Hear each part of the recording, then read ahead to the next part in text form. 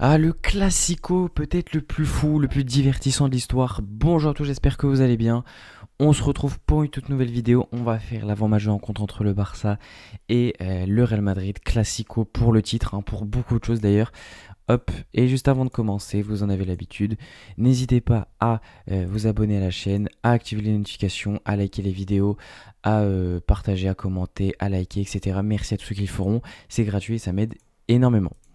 Donc voilà, ce match il est demain, donc dimanche à 21h. Ah, on est clairement sur le classico le plus divertissant, le plus fou de l'histoire. Normalement, vous le savez, je commence toujours entre guillemets par, on va dire, les, euh, les formes de l'équipe adverse, etc. Là, je vais pas faire ça pour quelque chose de très simple parce que je vais vous montrer tout simplement un tweet donc, qui est juste ici. Voilà. Alors, je vais vous le lire. Attendez, hop là, je vais vous le lire. Breaking. Il y a eu une autre embrouille houleuse entre Valverde et Tchouaméni ces dernières heures alors qu'ils se préparent pour le match contre Barcelone dimanche. Elle a été décrite comme très sérieuse et les Uruguayens a dû se rendre à l'hôpital. Le Real Madrid étudie la possibilité d'écarter Valverde et Tchouaméni après leur incident d'aujourd'hui, ce qui les priverait du Classico. Alors, du coup, entre-temps, il y a eu plein de choses, et globalement, on avait déjà des choses, mais là, c'est vrai que c'était quoi? C'était jeudi, je crois, franchement, c'était incroyable, je vous jure, c'était incroyable. Toutes les 2 minutes, il y avait une nouvelle info pour dire que c'était n'importe quoi. Alors, il y a eu pas mal de choses, mais du coup, je vais essayer de tout résumer. La première des choses, c'est globalement que Arbeloa n'est pas respecté. Par exemple, les joueurs le traitent de plot quand il est sur le banc et du coup, il sort les joueurs en question et il les arrête de le faire jouer, notamment à l'entraînement, etc. Bon, bref, c'est un peu le bordel. Il y a des clans, il y a un clan Arbeloa, un clan Xabi Alonso, alors que Xabi Alonso n'est plus là, mais bon, bref, hein, vous avez capté. Bref, c'est n'importe quoi à ce niveau-là. Du coup, il y a des embrouilles entre le coach et entre les joueurs. Il y a des joueurs qui ne veulent plus parler au coach, donc ça déjà c'est exceptionnel, c'est très marrant. On sait aussi qu'il y a eu plusieurs embrouilles entre Carreras et Rudiger, que Rudiger a déjà tapé Carreras, etc. Bon, après c'est Rudiger, hein, c'est des choses classiques. Mais là, c'est vrai que tout a commencé avec Chouameni et Valverde. Mercredi, on apprend voilà, qu'il y a une dispute, mais voilà, on n'en sait pas plus. Et le lendemain, on apprend qu'il y a eu encore une dispute, mais que cette fois, Valverde a été mis KO, qu'il est allé à l'hôpital, qu'il a eu un traumatisme crânien, etc. Donc il sera pas là pour le Classico, ça c'est clair et net. Et après, voilà, c'était le délire. Là, je vous jure, c'était le délire. On a appris plein de trucs. On a appris qu'il y avait des parents de joueurs qui s'étaient plaints à Florentino Pérez qu'ils n'avaient pas assez de temps de jeu. On a eu Mbappé qui rigole en étant mort de rire après l'entraînement. On a appris que c'était en tension entre Mbappé et Vinicius. On a appris quoi d'autre? Que Chouameni avait mis KO d'un seul coup Valverde. Franchement, c'était la régalade, c'était la régalade. Et encore, je suis gentil, j'oublie des choses parce que voilà, il y a eu trop de choses, mais globalement, c'est un bordel sans nom dans ce club. Au final, il y a eu une commission disciplinaire qui s'est ouverte sur Valverde et Chouameni et bon, forcément aucune sanction sportive parce que le Real est devenu un club qui laisse le pouvoir aux joueurs. Ils ont eu 500 000 euros d'amende, voilà, 500 000 euros d'amende sur un salaire de environ 10 000 euros, 10 millions d'euros par mois. Bon, j'abuse un peu, mais quand même, voilà, c'est rien du tout. Donc, voilà. Ouais, effectivement, c'est la sanction financière la plus grande, mais ça sert à rien. Donc voilà, ça c'est tout le contexte un peu. On peut renommer peut-être le Real Madrid du FC, je sais pas. C'est vrai que c'est Real Madrid FC, mais on peut peut-être rajouter le U. Je pense que ça me paraît être assez intéressant et assez approprié au vu de tout simplement le bordel que c'est et ce qu'ils font actuellement. Donc le Real Madrid actuellement est deuxième, ils sont à 11 points de nous, c'est simple, hein, s'ils ne gagnent pas, on est sacré champion. Donc on le sait, leur but c'était pas de faire de passillo, etc. Bref, plein de choses. Là on n'apprend rien. On sait qu'ils vont juste être mauvais perdants et qu'ils vont nous dire d'arrêter de célébrer dans notre propre stade. Je le vois gros comme une maison. Donc voilà.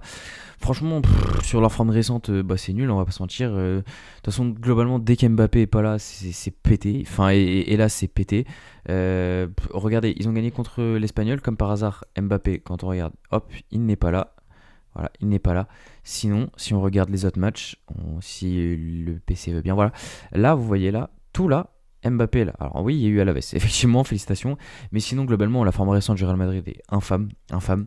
Au niveau des statistiques, franchement, on critique beaucoup la défense du Barça, mais il faut savoir que le Barça a une meilleure défense que le Real. Ils ont encaissé moins de buts, c'est 0,9 buts par match. Le Barça en est un moins, hein, je vous le dis, le Barça est un moins parce que le Real a encaissé un total de 31 buts, le Barça aussi. Donc en fait, ils sont autant. Donc on critique beaucoup la défense du Barça et je trouve que la défense du Real passe beaucoup entre les mailles du filet. Alors je dis pas qu'on a une bonne défense, loin de là, jamais je dirais ça, mais faut aussi parler de la défense du Real qui au final n'est pas si bonne que ça, mais je trouve qu'on tape beaucoup sur notre défense, surtout qu'en plus sur les 31 buts, t'en as quand même 11 je crois qui ont été encaissés par notre frérot Sechny, donc bon, déjà sur 6 matchs, on le rappelle, donc c'est quand même exceptionnel. Au niveau du nombre de buts, bon, 2 buts par match jusqu'à là, pour un club comme le Real, c'est logique. Après, bon, l'effectif, vous le connaissez, hein, Thibaut Courtois qui normalement, je crois, va être de retour. Après, il y a Louni aussi qui fait des très bons matchs. Ah oui, c'est vrai, j'ai oublié Ferland Mendy à un moment, ça lui disait 1 an de blessure, on pensait qu'il allait prendre sa retraite. Au final, bon, ça restera 4 mois. Voilà, bon, après, tout le monde est blessé globalement dans leur club, j'ai l'impression. Ils ont beaucoup, beaucoup de blessés. C'est exceptionnel, franchement, je vous jure, c'est exceptionnel. Voilà, après, bon, je vais pas revenir beaucoup sur le Real, sur leur effectif, etc. parce que c'est plutôt le contexte qui m'intéresse et ce qui se passe actuellement. Et avant justement de parler du match et voilà, de tout ça, je vous propose d'abord de revenir sur cette première info et j'en ai 2 autres après pour vous.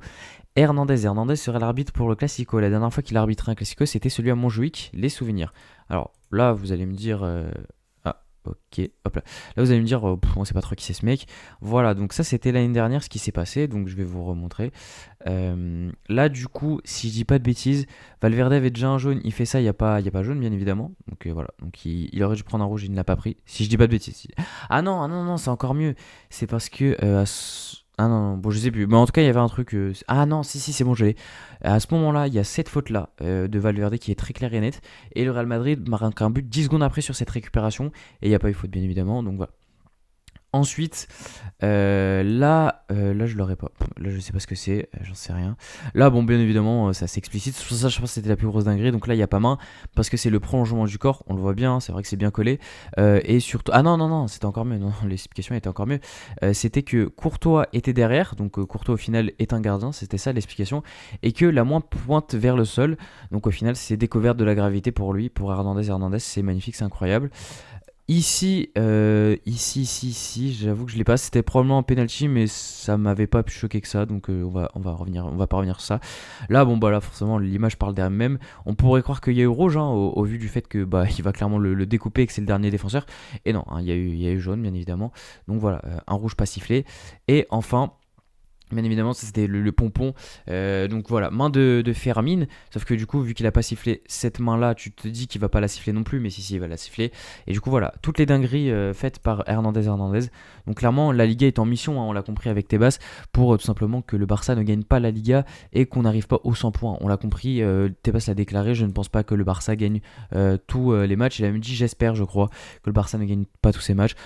C'est magnifique, c'est exceptionnel. Donc voilà, la Liga est en mission et envoie son meilleur élément pour nous niquer le Classico. Donc voilà, c'est déjà fait. On a compris le contexte qui va être assez intéressant et amusant, je pense. Ensuite, ça c'est 2 infos mercato sur nos 2 plus grandes cibles, hein, au final du mercato, Bastoni et Julián Alvarez. La première sur Bastoni, rien ne se passera entre l'Inter et Barcelone pour Bastoni avant la finale de la Coupe d'Italie et avant que le club catalan assure le titre de champion. Ce n'est qu'alors que les discussions pourraient avoir lieu. En fait, je sais même pas à quel moment on commence à se presser alors qu'on est en début mai. Surtout que, comme j'ai dit, pour moi c'était stupide de vouloir se presser alors que le Barça n'avait toujours pas gagné le titre de la Liga. Du coup, oui, bon, on sait qu'on a gagné, mais la saison n'est pas finie. Et pareil pour l'Inter, bon, je savais pas qu'ils avaient une finale de Coupe d'Italie, mais la saison n'est pas finie non plus de leur côté. Donc pour moi, finissons les saisons, au moins finissons du style pour dire on n'a plus rien à jouer, la saison est terminée, même pas pour juste terminer la saison.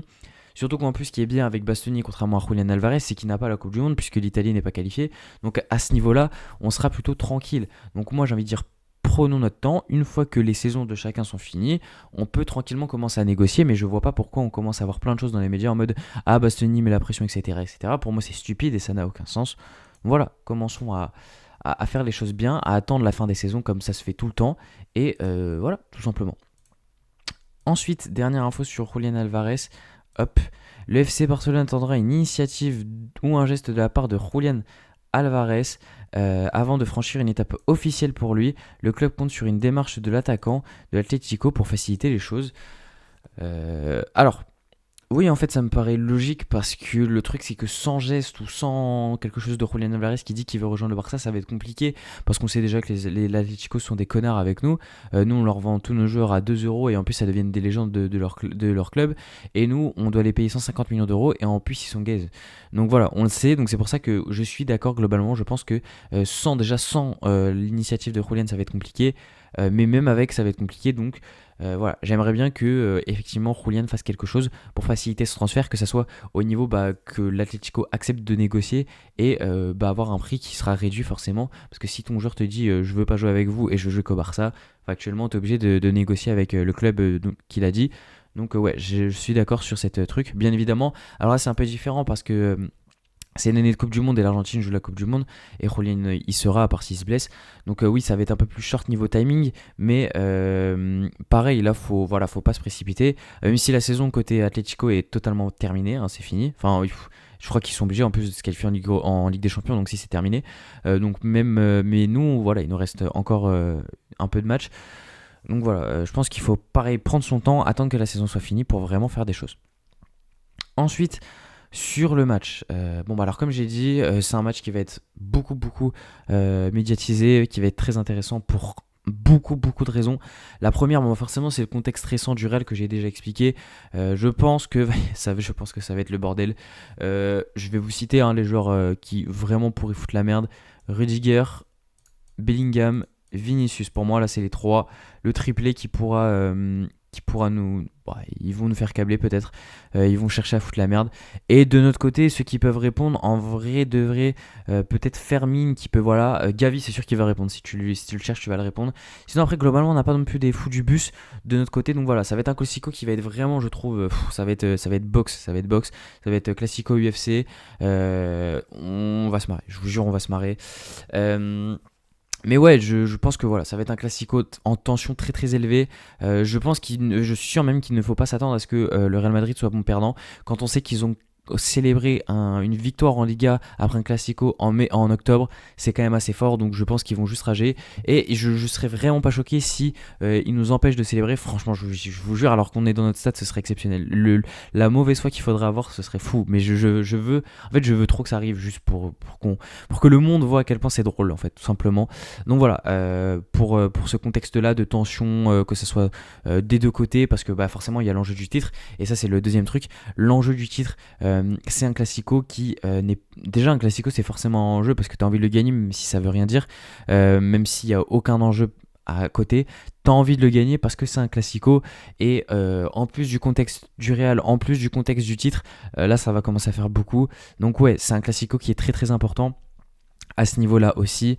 Et enfin le dernier truc, forcément, j'ai oublié, bien évidemment, j'ai oublié ce que je voulais dire, donc c'est pas grave. Mais ça va être. En fait, ça va être globalement tout l'environnement, tout le truc, etc. En fait, tout le bordel que ça va engendrer. Mais ça va être intéressant. Je vous jure, ça va être intéressant. Que ça soit positivement ou négativement. Après, si on peut se marrer un peu. Ça fait longtemps qu'on n'a pas eu des classicos qui partent en bagarre, etc. Ça peut être. Je dis pas non. À l'époque de Ramos, etc. Même Neymar et tout. C'était cool. Après, bien évidemment, on veut pas que les joueurs se blessent, mais un petit peu de tension, ça fait jamais de mal. Donc voilà. La plus grosse mauvaise nouvelle, c'est probablement côté Real, l'absence de. Il est où? Il y est même pas tellement, il est pas respecté. Ok, y a pas de souci. De l'absence probable de Mbappé qui sera probablement pas là. Franchement, c'est dommage parce que c'était notre meilleur joueur. Oui, forcément, perdre Mbappé, ça fait mal parce que on a compris, hein, c'est clairement un poids pour cette équipe du Real. Il ne défend pas, il ne presse pas, il ne met que des tapines, il ne fait pas de différence offensivement, il ne propose rien facilement. Donc oui, forcément, ça te nique quand t'es Real. Donc forcément, voilà, c'est une grosse perte pour nous. C'est dommage, mais bon, on fera avec. C'est pas très grave, on s'en remettra, on va dire. Mais c'est sûr que c'est dommage. Après, concernant les autres blessés côté Real, là on a Federico Valverde forcément, qui n'est pas là pour protocole promotion. Et je crois aussi qu'il est suspendu, mais je suis pas sûr parce que Tchouaméni est là, je sais pas trop. Arda Güler est blessé, pareil pour Carvajal, Ceballos, de toute façon il y a une embrouille avec Arbeloa, donc de toute façon il n'aurait pas joué. Mendy, Rodrigo et Eder Militao. Et côté Barça, on a Lamine Yamal bien évidemment. Je crois que Christensen est revenu, ça c'est exceptionnel. Mais voilà, globalement on a beaucoup de blessés côté Real. Mais ouais, il y a la perte de Mbappé pour nous, donc ça fait assez mal, on va pas se mentir. Sur le match, honnêtement, quelles sont les clés tactiques? Franchement, je pense que si on peut faire péter les plombs Real, je vous jure, je veux trop voir ça. Je veux trop voir ça. Après, honnêtement, j'ai envie de dire au moins faire le match nul, mais j'aimerais bien gagner quand même pour aller chercher cette Liga à 100 points. Parce que il nous restera après 3 matchs pour l'avoir, si je dis pas de bêtises.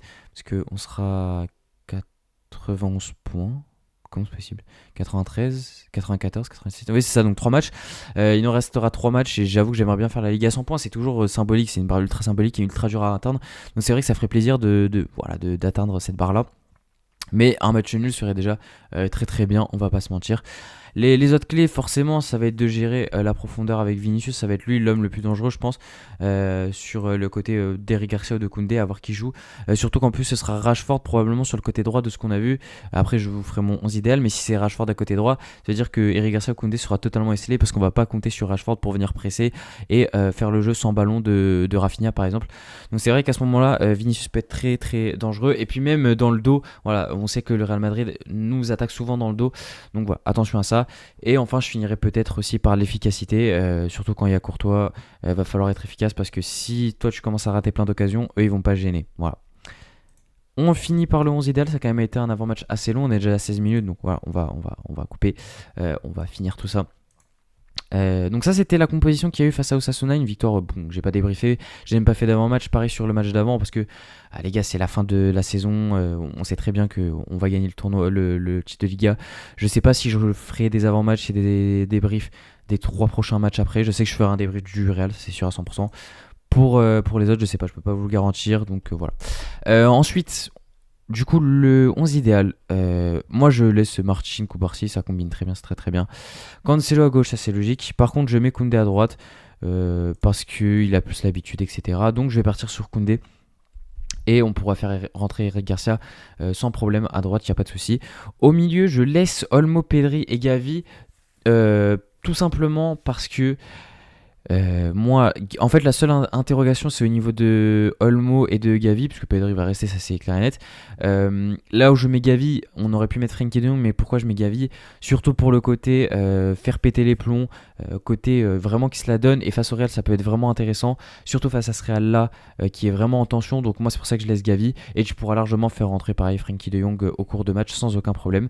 Olmo, je laisse en numéro 10 parce que j'ai envie de faire rentrer Fermin par la suite, et du coup, je mets Rafinha à gauche. Je le fais débuter, mais franchement, il faudra le remplacer quand même assez tôt pour pas non plus qu'il se blesse. Hein, ce serait con juste avant la Coupe du Monde. Mais je mets Rafinha pour commencer. Après, s'il commence pas et qu'on met Fermin, c'est pas très grave. Juste, faudra le faire rentrer quoi. Et du coup, moi, je mets Rashford à droite. Pourquoi? Parce que Rashford, ça reste quand même un dynamiteur, ça reste quand même quelqu'un d'intéressant. Donc voilà. Et je finis par Ferran Torres parce que récemment, il est titulaire. Donc on va rester sur Ferran. Voilà, tout simplement. Voilà pour la vidéo, j'espère qu'elle vous aura plu. Comme d'habitude, n'hésitez pas à vous abonner à tous mes réseaux, que ce soit Instagram, aussi TikTok et bien évidemment Twitter. Je vous mets tous les liens en description, vous n'avez plus qu'à me follow. Et moi je vous dis tchuss.